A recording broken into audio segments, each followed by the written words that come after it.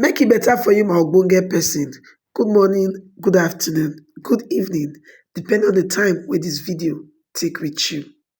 This now Open Heavens Daily Devotional in Pidgin English here on Favors blog for Sunday, will be the 25th day of August 2024.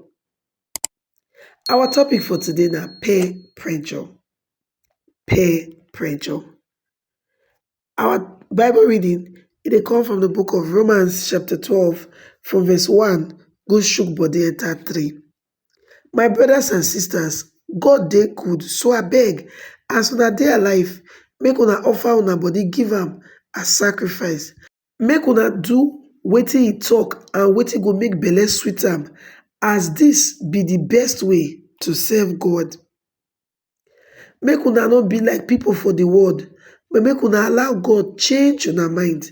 Then una go know how to serve God and do things wey dey make belle sweet am.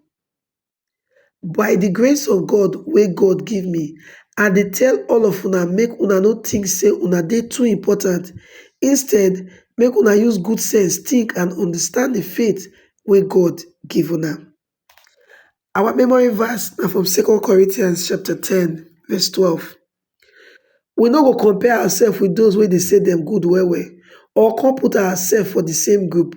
But when dem measure and compare themselves with themselves, e dey show say dem no get sense. Make we enter today's message, abeg no forget to like, share and subscribe. Peer pressure na one of the most dangerous enemies of the Christians. The most dangerous thing about this peer pressure be say dem no really list am among the works of the flesh for Galatians chapter 5 from verse 19 to 21. And so many Christians no dey careful about am. Also, many people dey think say peer pressure na only for teenagers, but e dey present even among adults, older people. For example, when you go wedding and you join your peers to dey dance to worldly songs because you no wan make dem see you, na only you sit down. Dat one na peer pressure wey dey make you dey do something against the will of God. You no go fit please God and man at the same time. King Saul try to please man, he come displease God as a result. And because of that thing wey he do, he lost his throne and he no die better. 1 Samuel 31 from verse 1 to 6. No try to dress like the world because you no wan make e be like say na only you na just dey.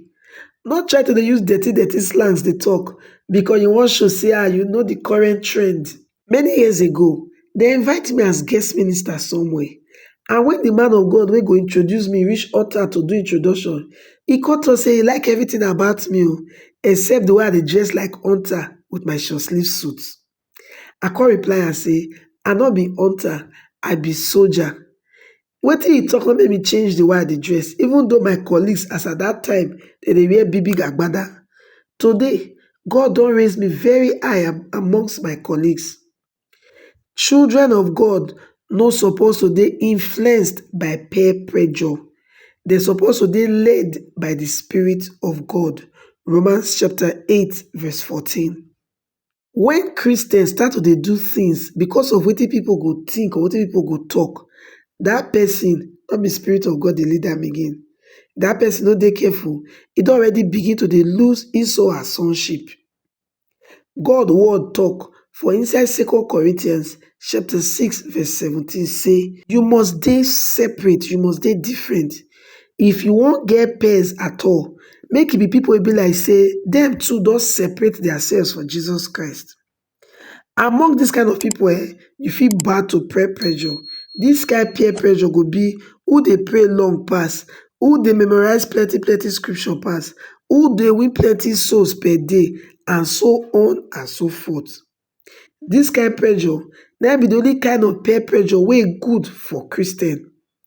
Peer pressure to please God more and to draw closer to him, not be pressure to relate to carnal things.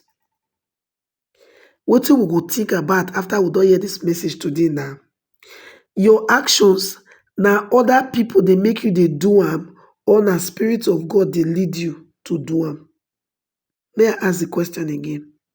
The things wey you dey do, na other people dey influence you. Wetin people go think or wetin people go talk, na dey influence you. Or na the Spirit of God dey lead you, dey do wetin you dey do. Na here we take come to the end of today's message. No forget, say our topic for today na peer pressure. And now from inside Open Heavens devotional, wey be say Pastor E.A. Adeboye, wey be the general overseer of the Redeemed Christian Church of God worldwide, right? Now there the message for take come. I mean, you don't forget, say this na still Favors blog. I beg my correct person, you will do well to help us like this video, subscribe to this channel. I mean, you on the notification bell so that anytime when we drop message, you could be one of the first persons them to know say better don't land. We want to say big thank you to all our subscribers. And I beg, if you dey watch this video, you never subscribe, make you hit the subscribe button and on the notification bell. We go see for our next video.